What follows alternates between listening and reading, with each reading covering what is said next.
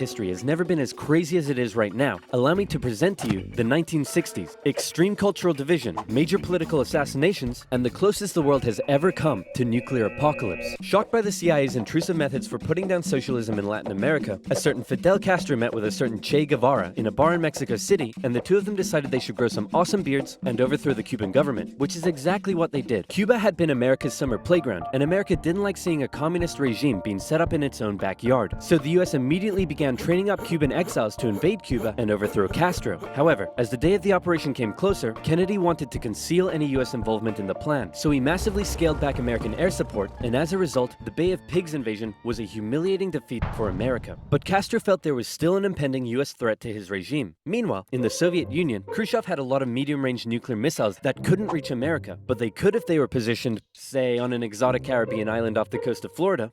Hey, I'm a communist who hates America. You're a communist who hates America. You know what that means? We should fall in love. I was just gonna suggest you set your missiles up in Cuba. Oh, no, you're right. That's a better idea. Be still, my beating heart. On October 14th, 1962, a U-2 spy plane over Cuba noticed something strange. Sir, you need to look at this photograph. You're right! That's the cutest dog I've ever seen! Sir, I was referring more to the Soviet missiles. America freaked out as they realized what was going on. They were completely vulnerable, and they had to act fast. They knew that airstrikes or an invasion of Cuba would likely mean nuclear war with the Soviet Union, so Kennedy came up with another idea. A blockade. The US Navy announced it would stop and search any Soviet ships heading to Cuba, and would sink any that did not comply. In response, the Soviet put its military into full combat readiness. The US did the same, and began drawing up plans for an attack on Cuba. Things were escalating fast, and both superpowers were getting ready for World War III. Emergency communications between the two sides broke down as Khrushchev rejected Kennedy's demands for the missiles to be removed, and for the first time in history, US Strategic Air Command moved to DEFCON 2. DEFCON 1 means nuclear war. The Soviets shot down a U-2 spy plane over Cuba. A Soviet nuclear submarine in the Caribbean mistakenly believed war had already broken out, and two of the senior officers gave the go-ahead to fire its nuclear torpedo. Thankfully, the third senior officer, this beautiful man, refused to authorize the decision. The US finalized its preparations, and I kid you not, the day before the US were set to decide the day and time for the Cuban invasion, Khrushchev was like, hey, you know if you just removed your missiles from Turkey, we'd remove ours from Cuba? Yeah, that sounds good to me. It was a bit more complicated than that, but at the last second, the two sides finally came to an agreement. Soviet missiles were shipped out of Cuba, and the world breathed one gigantic sigh of relief, except for one guy, who was bloody livid. Phew! Let's hope that's the biggest crisis of my presidency. Unfortunately for him, his presidency was to end with one.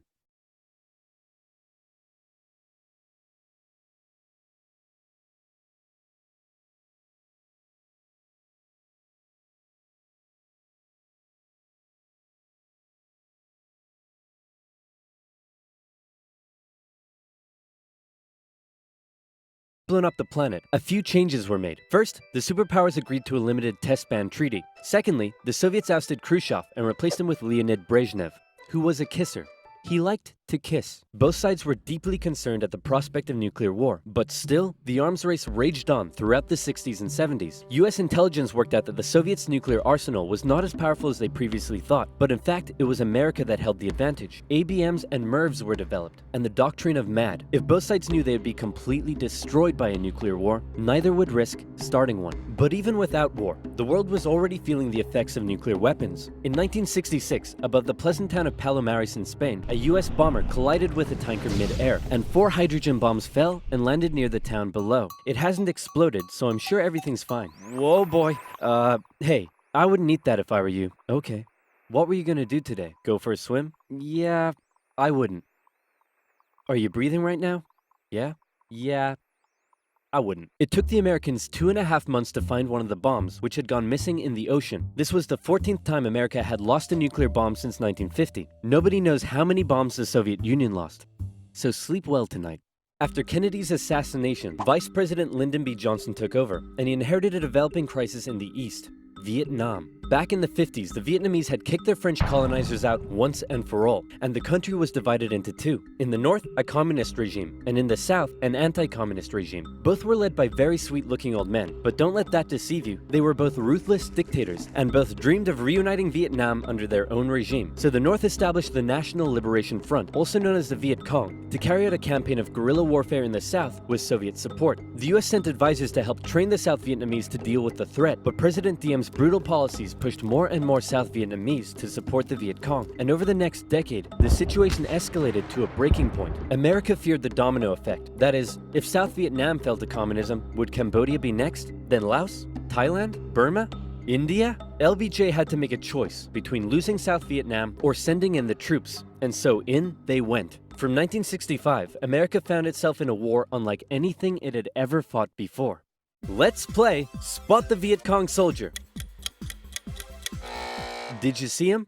Of course not. That's because millions of young American men were drafted and sent to fight a ruthless enemy who used the thick jungle as its shield. It was nearly impossible to tell where the enemy was, or worse, who it was. And as a result, the civilian population got caught up in the brutal crossfire. The city of Saigon found itself under regular attack, and America launched a bombing campaign in the north during Operation Rolling Thunder. The Viet Cong used the Ho Chi Minh Trail running through Laos and Cambodia to supply the campaign. It was a long and brutal war, and I could never do it justice in this video. But in terms of the Cold War, Vietnam was probably the biggest of many global conflicts that signaled a turning point. Under the threat of nuclear war, the two superpowers began working to make their relationship more constructive, and as a result, their ideological battle shifted away from the potential of direct conflict and more towards attempting to influence smaller proxy wars around the world. In the Middle East, the Soviet Union provided aid against Israel during the Six-Day War, and then again when the US backed Israel during the Yom Kippur War.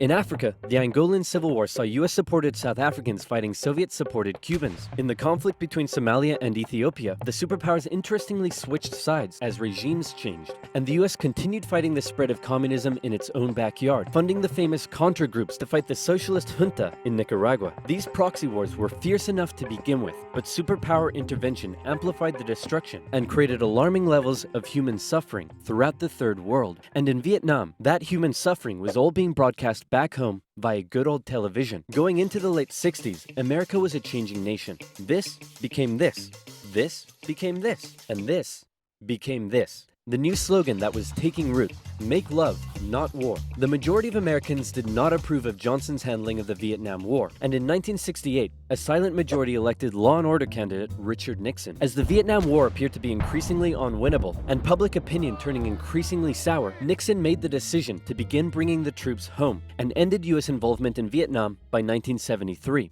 2 years later, the South fell.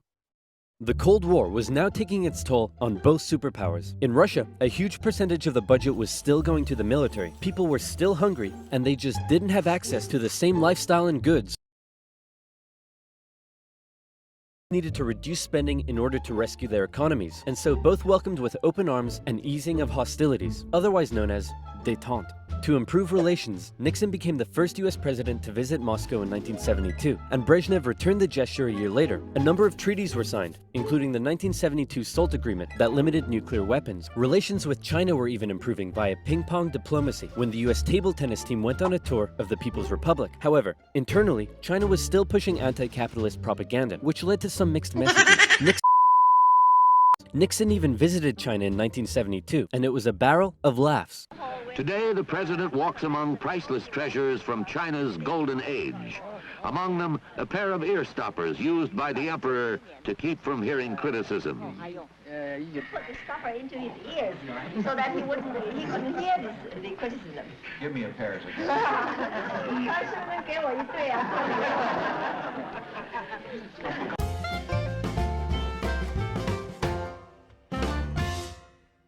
Everything was going great for Nixon, until it was uncovered that back home he was being a very naughty boy and violating constitutional protocol. I'm announcing today my resignation as president, and I'm passing the office to my vice president, Gerald Ford. Wow, you mean in America the people can actually remove their leader when he breaks the law? Why not just rule by force? Where's the corruption? And my first act as president is to pardon Nixon.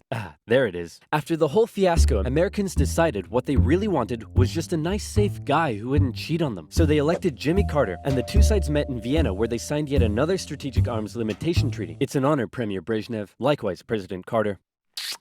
Please don't do that. But that's not to say there was no longer any tension between the two sides, because there was. Heaps of it. Once again, the Soviet Union put down further attempts at reform and rebellion in the Eastern Bloc. The Euro missile crisis saw new and improved classes of intermediate-range missiles being deployed in Europe. In 1979, the Soviets thought it would be a good idea if they had their own Vietnam and invaded Afghanistan to prevent a US-sponsored Islamic insurgency. And in response to these various crises, Olympic Games were boycotted. Conservatives were concerned that US policy had become too soft, and in 1980, they decided they wanted a president who would be tough on communism, so they elected Ronald Reagan. And Reagan came in guns blazing. Concerned at the Soviet Union's human rights violations, he made a speech calling them an evil empire. And he also wanted to renew the arms race using technological advances in computing and lasers. He came up with the Space Defense Initiative, also known as Star Wars, which was basically a big defensive anti-nuke shield around the country. But a lot of people thought it was a pretty dumb idea. The Soviet Union perceived this shift in rhetoric as the USA getting ready for war, and they were feeling especially threatened as their relationship with their communist ally China had broken down. Relations took a big hit in 1983 when the Soviets shot down a Korean airliner that had strayed into their airspace, and it looked like the world was going right back to mid-20th century Cold War tension. But then Brezhnev got really old and died, and was replaced by this guy who was really old and died, and was replaced by this guy who was really old and died, and he was replaced by Mikhail Gorbachev. Coming into office in 1985, he was the real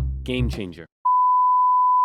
His philosophy differed a lot from previous Soviet leaders. He felt that the reason the Soviet system and economy was struggling was that it didn't allow the Soviet people to find satisfaction in their work, because they weren't allowed to speak freely and lived in fear. Gorbachev wanted the Soviet people to be happy, but unlike previous Soviet leaders, he actually made the change happen. Within the first couple of years, he began the political movement for more openness and transparency, and the restructuring of the Soviet political and economic systems. And change very quickly took effect. People could criticize the government, they could enjoy Western pop culture, the media interviewed Margaret Thatcher, but most importantly, the Soviet people could now enjoy Pizza Hut. All hail to Gorbachev. He also knew that the arms race needed to end in order to rescue the Soviet economy, and a positive relationship with the West must be established. Constructive dialogue reopened and resulted in the INF Treaty, which saw all intermediate-range missiles eliminated, which was huge. Reagan's tone towards the Soviet Union began to soften, and things were looking up. But what would these reforms mean for the Eastern Bloc? For decades, the Soviets had been brutally suppressing any attempt at change. Now, would they be allowed? And that was the exact question on Hungary's lips when the Prime Minister visited Moscow. Gorbachev's response: he didn't necessarily agree with the reforms, but he wouldn't stop them either. He was prepared to let the Eastern Bloc choose its own future. This was massive, and the Hungarian leaders began planning free, multi-party elections. Poland followed suit and also held elections in June. The anti-Soviet party Solidarity won 99 out of 100 seats in the Senate. But not just that. In Hungary, the barbed wire border between East and West was removed. The Iron Curtain was unraveling. But not all Eastern Bloc leaders were happy. Notably, East Germany was still ruled by a hardline Stalinist, Erich Honecker, and many East Germans were still eager to get out. They had been trapped by the Berlin Wall, but now they were doing the math. If they could travel to Hungary, and Hungary's border with the West was loosening, could they now make it to the West? That summer, East Germans decided Hungary was the latest top holiday destination. They traveled there in droves, and using various methods, tens of thousands crossed the border into Austria and the West. Honecker was furious, and blocked travel to Hungary, but that civil liberties train had started rolling, and it wasn't stopping. Thousands more flocked to the West German embassy in Prague, where they stormed the fence around the embassy gardens, and a temporary refugee camp was set up. In September, deals were struck to allow the refugees to travel west via train. Back in East Germany, the people were running on a civil liberties high, and they wanted their next hit. Dissent was growing. Over time, demonstrations turned to mass protest, with plainclothes secret police officers doing their best to put down the dissent, but it had grown well out of their control. And worse, the biggest demonstration was yet to come. We're gonna put all of this down by force, right guys? Guys? Unfortunately, everyone had realized what he had not. This was bigger than them, and the entire East German Politburo voted him out of power. On November 4th, over 500,000 East Germans took to the streets of East Berlin. For many, there was still one big target left in their sights: that damn wall. The pressure on the East German government was too great, and on November 9th, they made a bit of a chaotic announcement that the travel ban between East and West was being lifted. The change wasn't meant to take effect until the next day, and crossing guards still had orders to shoot on sight any who tried to cross. But that night, huge crowds gathered at the crossing points, and the guards were overwhelmed. In an astronomically historic moment, after decades of family separation and travel restriction, the people were allowed to pass through. East and West Berliners couldn't believe it and celebrated together throughout the night. Some even climbed the wall and began to topple it. The Iron Curtain had fallen, and a year later, Germany would be reunited.